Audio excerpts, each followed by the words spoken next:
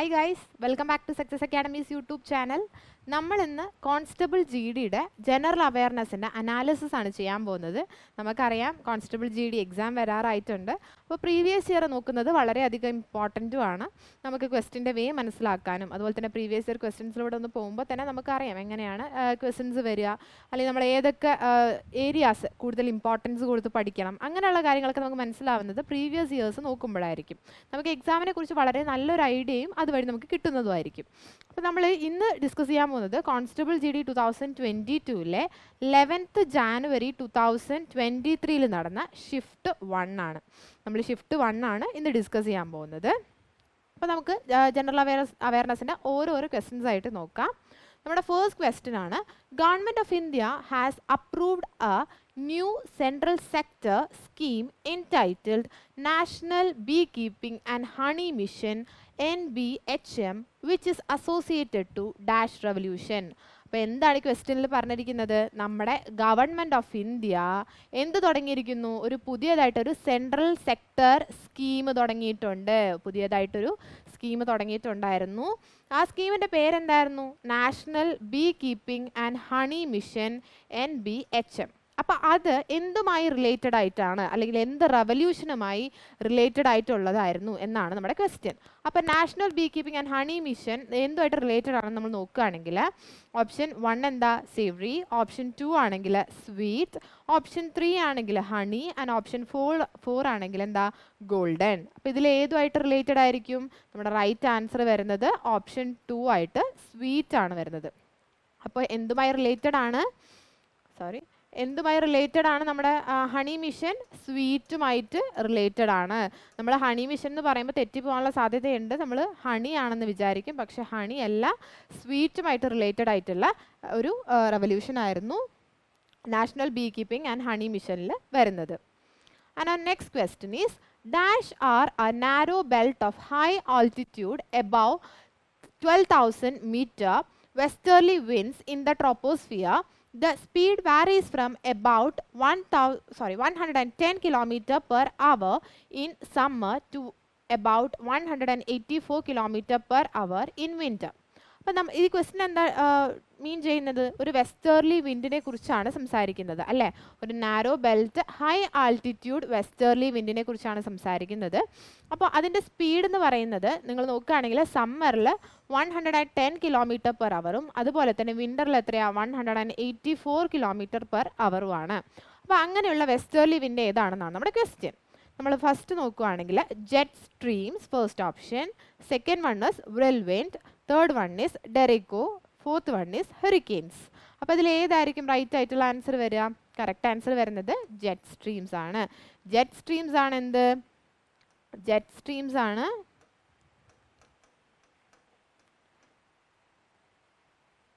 High altitude ആയിട്ടുള്ള westerly winds. High altitude ആയിട്ടുള്ള westerly winds എന്ന് പറയുന്നത് ജെറ്റ് സ്ട്രീംസ് ആണ്. And next question is, after independence India launched its first 5-year plan in dash. നമുക്കറിയാം ഇൻഡിപെൻഡൻസിന് ശേഷം തുടങ്ങിയതാണ് എന്ത്? 5-year പ്ലാൻസ് അല്ലേ? നമ്മുടെ എക്കണോമിയെ കറക്റ്റായിട്ട് എങ്ങനെ എക്കണോമിക് ഗ്രോത്ത് ഒക്കെ കറക്റ്റായിട്ട് എങ്ങനെ വേണം എന്നുള്ള കാര്യങ്ങളൊക്കെ ഡിസ്കസ് ചെയ്തൊക്കെ വരുന്നത് 5-year പ്ലാൻ വഴിയായിരുന്നു അല്ലേ? 5-year പ്ലാൻ എപ്പോഴാണ് സ്റ്റാർട്ട് ചെയ്തത്, അല്ലെങ്കിൽ ഫസ്റ്റ് 5-year പ്ലാൻ എപ്പോഴാണ് തുടങ്ങിയത് എന്നാണ് നമ്മുടെ ക്വസ്റ്റ്യൻ. അപ്പോൾ നമ്മുടെ ഫസ്റ്റ് 5-year പ്ലാൻ എപ്പോഴാണ് സ്റ്റാർട്ട് ചെയ്തത് നോക്കുകയാണെങ്കിൽ ഓപ്ഷൻ നോക്കുമ്പോൾ option 1 1952, option 2 1953, option 3 1950 and option 4 1951. അപ്പോൾ നമ്മുടെ റൈറ്റ് ആയിട്ടുള്ള ആൻസർ എന്താ വരുന്നത്? 1951 ആണ്. 1951 എന്ത് സ്റ്റാർട്ട് ചെയ്തത്? ഫസ്റ്റ് ഇന്ത്യ ലോഞ്ച് ചെയ്ത ആദ്യത്തെ 5-year പ്ലാൻ സ്റ്റാർട്ട് ചെയ്തത്. അപ്പോൾ ഫസ്റ്റ് 5-year പ്ലാൻ എപ്പോഴായിരിക്കും? 1951 തൊട്ടിട്ട് 1956 വരെ ആയിരിക്കും. 1956 വരെ ആയിരിക്കും നമ്മുടെ ഫസ്റ്റ് 5-year പ്ലാൻ ഉണ്ടാവുക. അപ്പോൾ അത് ഏത് കമ്മീഷൻ്റെ വരവോട് കൂടിയായിരുന്നു? പ്ലാനിംഗ് കമ്മീഷൻ്റെ വരവോട് കൂടിയായിരുന്നു അല്ലേ? Planning commission, government of India planning കമ്മീഷനെ നിയമിച്ചതോട് കൂടി വന്നതാണ് എന്ത്? 5-year plan. ഈ പ്ലാനിംഗ് കമ്മീഷൻ എപ്പോഴായിരുന്നു നിയമിച്ചത്? 1950 1950 തൊട്ടിട്ടായിരുന്നു എന്ത് വന്നത്? പ്ലാനിംഗ് കമ്മീഷൻ വന്നിട്ടുണ്ടായിരുന്നു. അപ്പോൾ 1950 പ്ലാനിംഗ് കമ്മീഷൻ വന്നു. 1951 എന്ത് സ്റ്റാർട്ട് ചെയ്തു? നമ്മുടെ ഫസ്റ്റ് 5 ഇയർ പ്ലാൻ സ്റ്റാർട്ട് ചെയ്തു. ഫസ്റ്റ് 5 ഇയർ പ്ലാൻ എപ്പോൾ തൊട്ട് എപ്പോൾ വരെ ആയിരുന്നു? 1951 തൊട്ട് 1956 വരെ ആയിരുന്നു.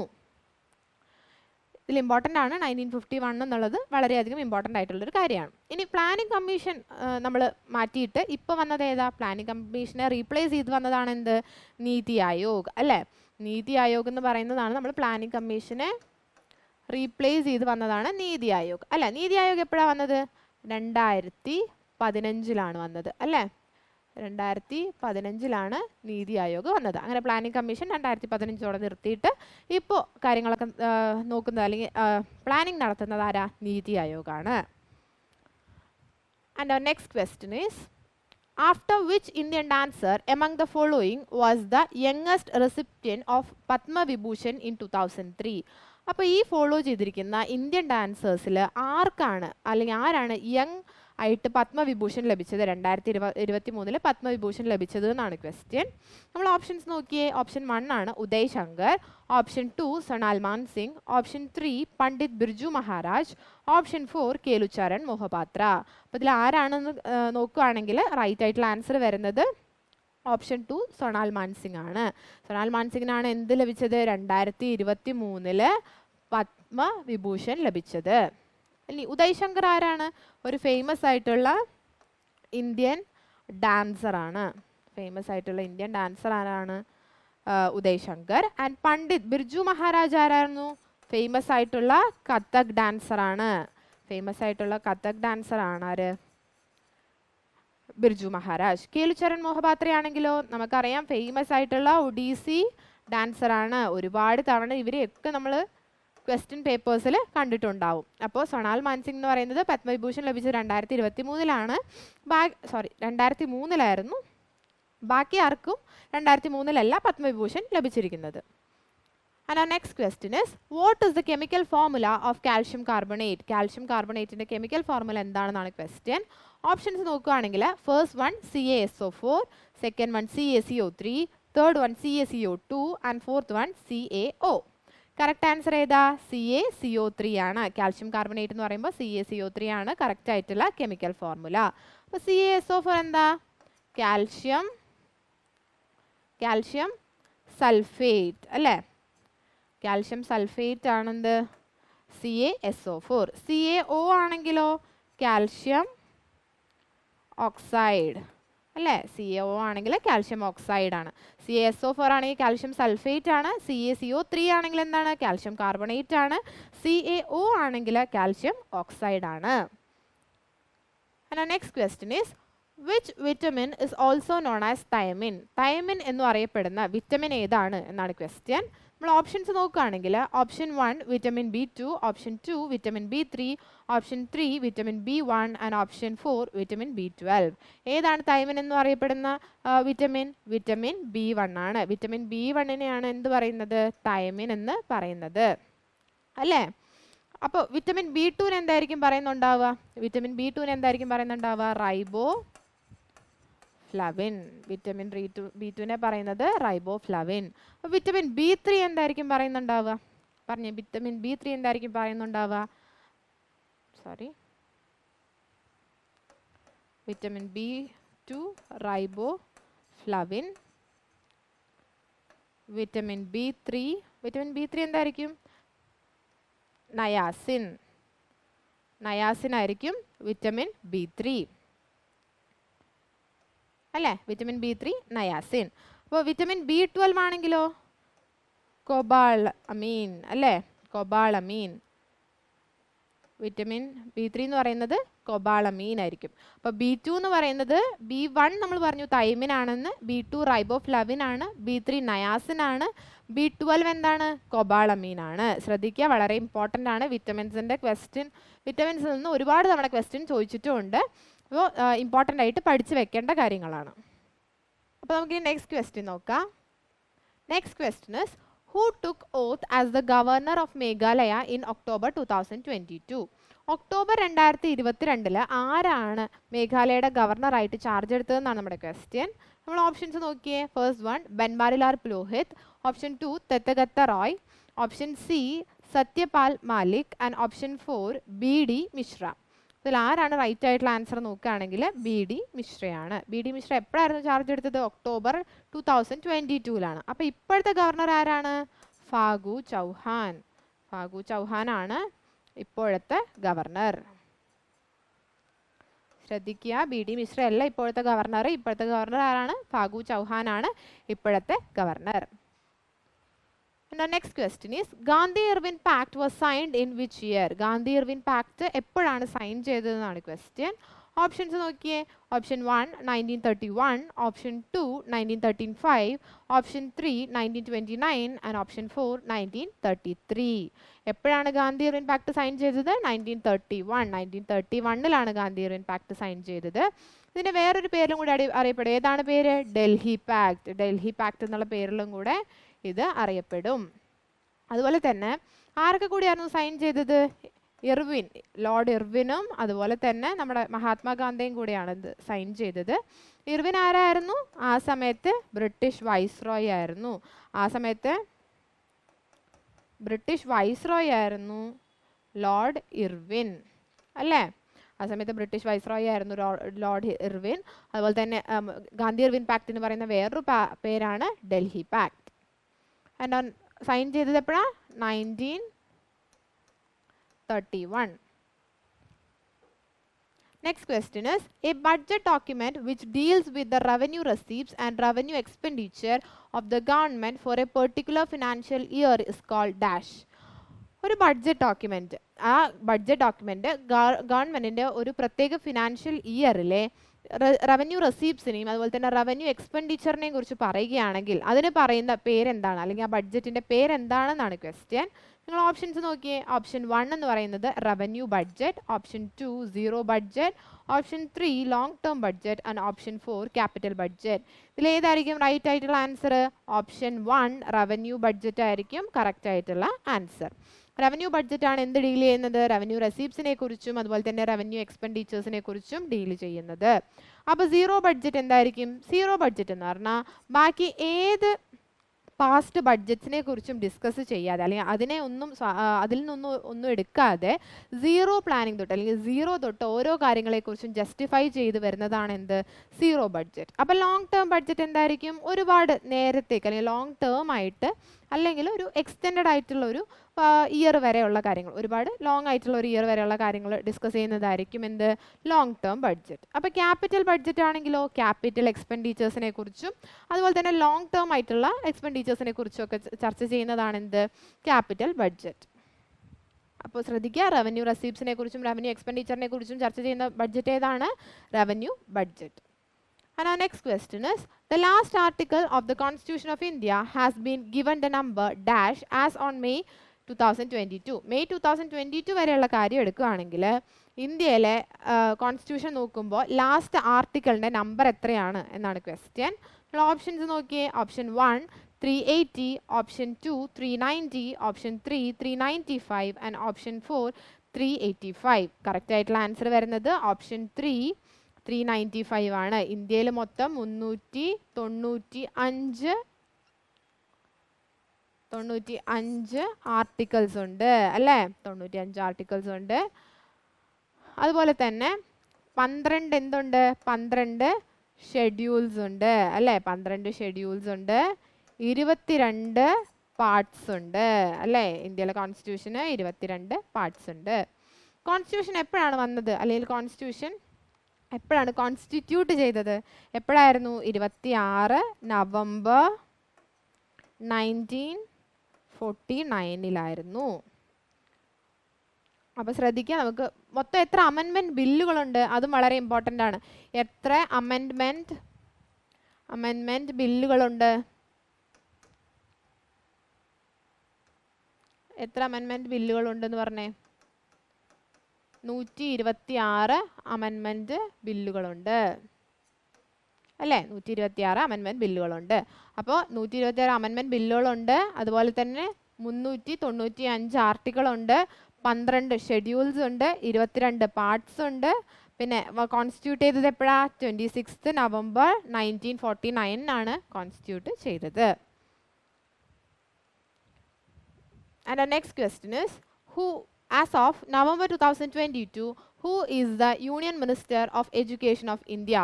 ആരാണ് നമ്മുടെ എഡ്യൂക്കേഷൻ മിനിസ്റ്റർ എന്നാണ് ക്വസ്റ്റ്യൻ. നമ്മൾ ഓപ്ഷൻസ് നോക്കുകയാണെങ്കിൽ option 1 Dharmendra Pradhan, option 2 Mansukh Mandaviya, option 3 Anurag Thakur and option 4 Kiren Rijiju.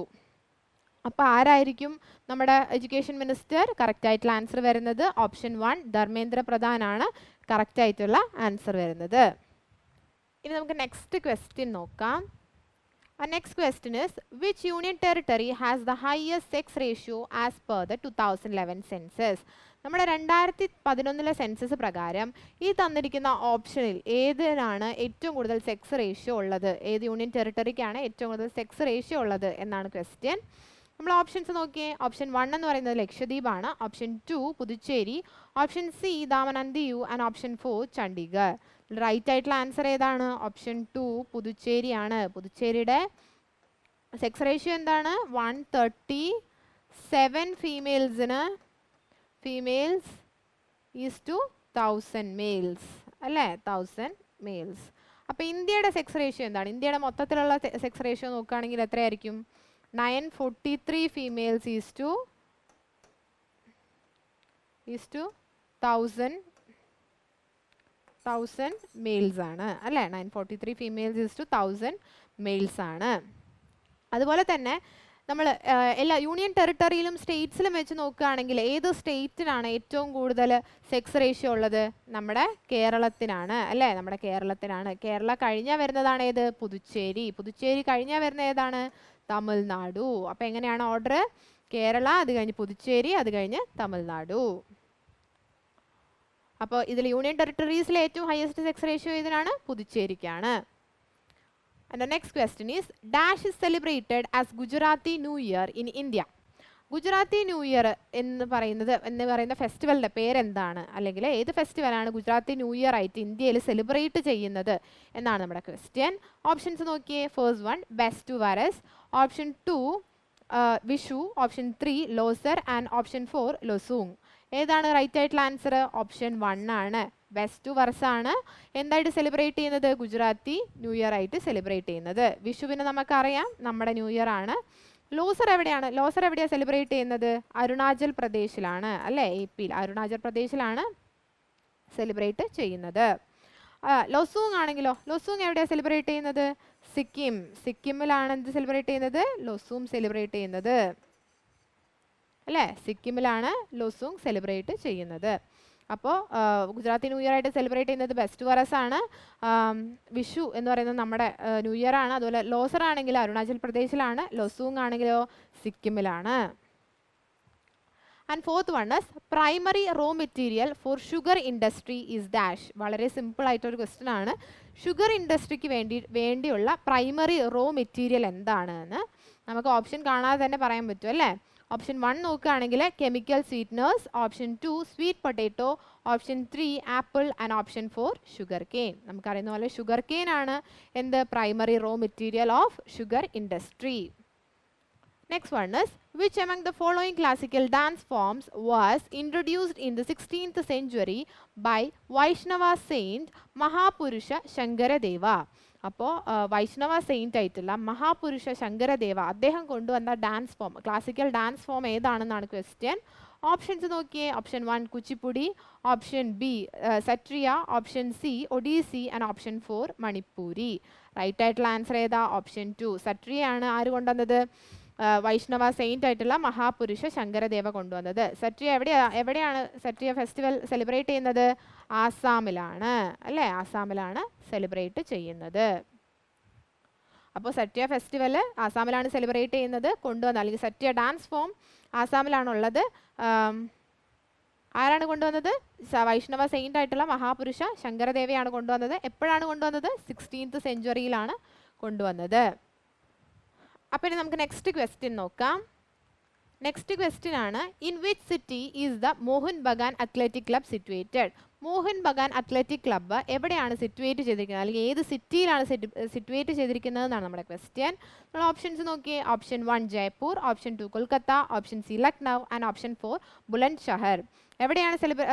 എവിടെയാണ് മോഹൻ ബഗാൻ അത്ലറ്റിക് ക്ലബ്ബ് ഉള്ളത്? കൊൽക്കത്തയിലാണ്. കൊൽക്കത്തയിലാണ് മോഹൻ ബഗാൻ അത്ലറ്റിക് ക്ലബ്ബ് ഉള്ളത്. 15th ഓഗസ്റ്റ് 1889 എന്ത് വന്നത്? 1889 എന്ത് വന്നത്? മോഹൻ ബഗാൻ അത്ലറ്റിക് ക്ലബ്ബ് വന്നത്. അതുപോലെ തന്നെ ഏഷ്യയിലെ ആണെങ്കിലും ഇന്ത്യയിലെ ആണെങ്കിലും one of the oldest athletic ക്ലബ്ബാണ് എന്ത്? Mohun Bagan athletic club. എവിടെയാണ് സിറ്റുവേറ്റ് ചെയ്യുന്നത്? കൊൽക്കത്തയിലാണ് സിറ്റുവേറ്റ് ചെയ്യുന്നത്. Next question is, who hosted the FIFA World Cup 2022? ഇതും എക്സ്പ്ലെയിൻ ചെയ്യേണ്ട അല്ലെങ്കിൽ ഓപ്ഷൻ കാണേണ്ട ആവശ്യം ഉണ്ടാവില്ല. നമുക്ക് ഓപ്ഷൻ ഇല്ലാതെ തന്നെ ആൻസർ ചെയ്യാൻ പറ്റുന്ന ഒരു ക്വസ്റ്റ്യൻ ആണിത്. Who hosted the FIFA World Cup 2022? Options നോക്കുകയാണെങ്കിൽ option 1 Brazil, option 2 Qatar, option C Spain and option 4 Germany. എവിടെയാണുള്ളത് അല്ലെങ്കിൽ എവിടെയാണ് ഹോസ്റ്റ് ചെയ്തത്? ഓപ്ഷൻ 2 ഖത്തറാണ്. ഖത്തറിലായിരുന്നു ഫിഫ വേൾഡ് കപ്പ് 2022. ആരാണ് ജയിച്ചത്? അർജന്റീനയാണ് ജയിച്ചത്. And our next question is, removal of president of the country from the office is known as dash. അതായത് നമ്മുടെ കൺട്രിയിൽ പ്രസിഡന്റിനെ അദ്ദേഹത്തിൻ്റെ സ്ഥാനത്ത് നിന്ന് മാറ്റുവാണെങ്കിൽ അല്ലെങ്കിൽ സ്ഥാനത്ത് നിന്ന് പുറത്താക്കുവാണെങ്കിൽ അതിന് പറയുന്ന പേരെന്താണെന്നാണ് നമ്മുടെ ക്വസ്റ്റ്യൻ, അല്ലെങ്കിൽ ആ പ്രൊസീജിയറിൻ്റെ പേരെന്താണ് എന്നാണ് നമ്മുടെ ക്വസ്റ്റ്യൻ. നിങ്ങൾ നോക്കിയേ. ഓപ്ഷൻ 1 എന്ന് പറയുമ്പോൾ ഇംപീച്ച്മെൻ്റ് ആണ്. Option 2 termination of services, option C resignation and option 4 voluntary retirement from services. അപ്പോൾ എന്താണ് ആൻസർ ആയിട്ട് വരുന്നത്? ഓപ്ഷൻ 1 ഇംപീച്ച്മെൻ്റ് ആണ്.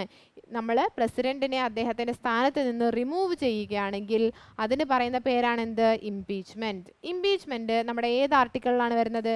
കോൺസ്റ്റിറ്റ്യൂഷൻ ഓഫ് ഇന്ത്യയിൽ നോക്കുകയാണെങ്കിൽ ഇംപീച്ച്മെൻറ്റ് ഓഫ് ദ പ്രസിഡന്റ് ഏത് ആർട്ടിക്കിളിലാണ് വരുന്നത്? ആർട്ടിക്കിൾ 61. ആർട്ടിക്കിൾ 61ലാണ് വരുന്നത്. അപ്പോൾ ആർട്ടിക്കിൾ 60 എന്താണ്? ആർട്ടിക്കിൾ 60 ഓത്ത് ആണ് അല്ലേ? ഓത്ത് ഓഫ് ദ പ്രസിഡന്റ് ആണ്. ആർട്ടിക്കിൾ 60 ഓത്തും ആർട്ടിക്കിൾ 61 എന്താണ്? ഇംപീച്ച്മെൻറ്റും. അപ്പോൾ നമുക്ക് നെക്സ്റ്റ് ക്വസ്റ്റ്യൻ നോക്കാം. നമ്മുടെ നെക്സ്റ്റ് ക്വസ്റ്റ്യൻ ആണ്, who among the following Greek rulers sent Megasthenes to the court of Chandragupta Maurya?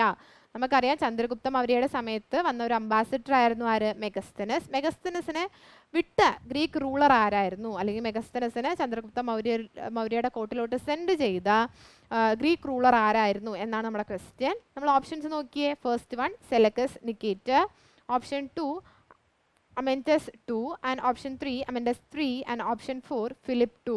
ഇതിൽ ഏതായിരുന്നു റൈറ്റ് ആയിട്ടുള്ള ആൻസർ?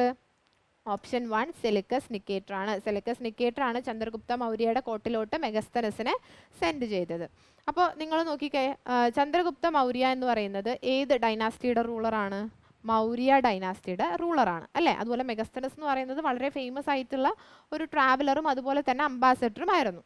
ഇനി ചന്ദ്രഗുപ്ത മൗര്യ ഏത് ഡൈനാസ്റ്റി കഴിഞ്ഞ് വന്ന ഡൈനാസ്റ്റി ആയിരുന്നു? അതായത് നന്ദ ഡൈനാസ്റ്റി കഴിഞ്ഞ് വന്ന ഡൈനാസ്റ്റി ആയിരുന്നു ഏത്? മൗര്യ ഡൈനാസ്റ്റി. അപ്പം നന്ദ ഡൈനാസ്റ്റിയുടെ ലാസ്റ്റ് റൂളർ ആരായിരുന്നു? പറഞ്ഞേ, നന്ദ ഡൈനാസ്റ്റിയുടെ ലാസ്റ്റ് റൂളർ ആരായിരുന്നു? ധനനന്ദയായിരുന്നു അല്ലേ? ധനനന്ദയായിരുന്നു നന്ദ ഡൈനാസ്റ്റിയുടെ ലാസ്റ്റ് റൂളർ. അപ്പോൾ ധനനന്ദയെ തോൽപ്പിക്കാൻ ആരുടെ ഹെൽപ്പോട് കൂടെയായിരുന്നു ചന്ദ്രഗുപ്ത മൗര്യ വന്നത്? കൗട്ടല്യ അല്ലെങ്കിൽ ചാണക്യയുടെ ഹെൽപ്പോട് കൂടെയായിരുന്നു നന്ദ ഡൈനാസ്റ്റിയെ തോൽപ്പിച്ചുകൊണ്ട് മൗര്യ ഡൈനാസ്റ്റി വന്നത്. അല്ലെങ്കിൽ ലാസ്റ്റ് റൂളർ ആയിട്ടുള്ള ധനനന്ദയെ തോൽപ്പിച്ചുകൊണ്ട് ചന്ദ്രഗുപ്ത മൗര്യ വന്നത്. വളരെ ഇമ്പോർട്ടൻ്റ് ആയിട്ടുള്ള ക്വസ്റ്റ്യൻസ് ആണ് ഇതൊക്കെ ചോദിക്കാറുണ്ട്. ആരുടെ ഹെൽപ്പോട് കൂടെയായിരുന്നു ചന്ദ്രഗുപ്ത മൗര്യ വിൻ ചെയ്തതെന്ന് ചോദിക്കുകയാണെങ്കിൽ ആരാണ്? ചാണക്യയാണ്. അതുപോലെ തന്നെ ഏത് റൂളറിനെ തോൽപ്പിച്ചുകൊണ്ടാണ് ചന്ദ്രഗുപ്ത മൗര്യ വന്നതെന്ന് ചോദിക്കുകയാണെങ്കിൽ ആരാണ്? ധനനന്ദയെ തോൽപ്പിച്ചുകൊണ്ടായിരുന്നു. ഏത് ഡൈനാസ്റ്റി ആയിരുന്നു എന്ന് ചോദിക്കുകയാണെങ്കിൽ നന്ദ ഡൈനാസ്റ്റി ആയിരുന്നു. അതുപോലെ തന്നെ മൗര്യ ഡൈനാസ്റ്റി വളരെ ഫേമസ് ആയിട്ടുള്ള ഒരു ഡൈനാസ്റ്റിയാണ്. മൗര്യ ഡൈനാസ്റ്റിയുടെ ഫൗണ്ടർ ആരാന്ന് ചോദിക്കുകയാണെങ്കിൽ ആരാണ്? ചന്ദ്രഗുപ്ത മൗര്യയാണ്. ഇതൊക്കെ വളരെ ഇമ്പോർട്ടൻ്റ് ആയിട്ടുള്ള ക്വസ്റ്റ്യൻസ് ആണ്, ഒരുപാട് തവണ ചോദിച്ച ക്വസ്റ്റ്യൻസും ആണ്. And our next question is, what does the right of inheritance lead to? Right of the inheritance എന്തിലോട്ടാണ് ലീഡ് ചെയ്യുന്നത് എന്നാണ് ചോദിക്കുന്നത്. നിങ്ങൾ നോക്കിക്കേ. ഓപ്ഷൻ 1 നോക്കുകയാണെങ്കിൽ ബാരൻ ലാൻഡ്, ഓപ്ഷൻ 2 നോക്കുകയാണെങ്കിൽ ലാൻഡ് പൊല്യൂഷൻ, ഓപ്ഷൻ 3 നോക്കുകയാണെങ്കിൽ division of land and option 4 നോക്കുകയാണെങ്കിൽ ലാൻഡ് സബ്സിഡീസ്. അപ്പോൾ ഏതുമായിട്ട് റിലേറ്റഡ് ആണ്? ഡിവിഷൻ ഓഫ് ലാൻഡുമായിട്ട് റിലേറ്റഡ് ആണ് എന്ത്? Right of inheritance. Right of inheritance lead ചെയ്യുന്നത് എന്തിലോട്ടാണ്? Division of ലാൻഡിലോട്ടാണ്.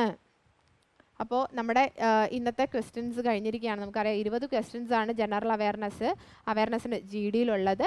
അപ്പോൾ നമ്മൾ ഫസ്റ്റ് ഷിഫ്റ്റിലെ എല്ലാ ക്വസ്റ്റ്യൻസും ഡിസ്കസ് ചെയ്തു. ഇതുപോലെ നമുക്ക് ഓരോ ദിവസം ഓരോ ഷിഫ്റ്റായിട്ട് ഡിസ്കസ് ചെയ്തിട്ട് വരാം.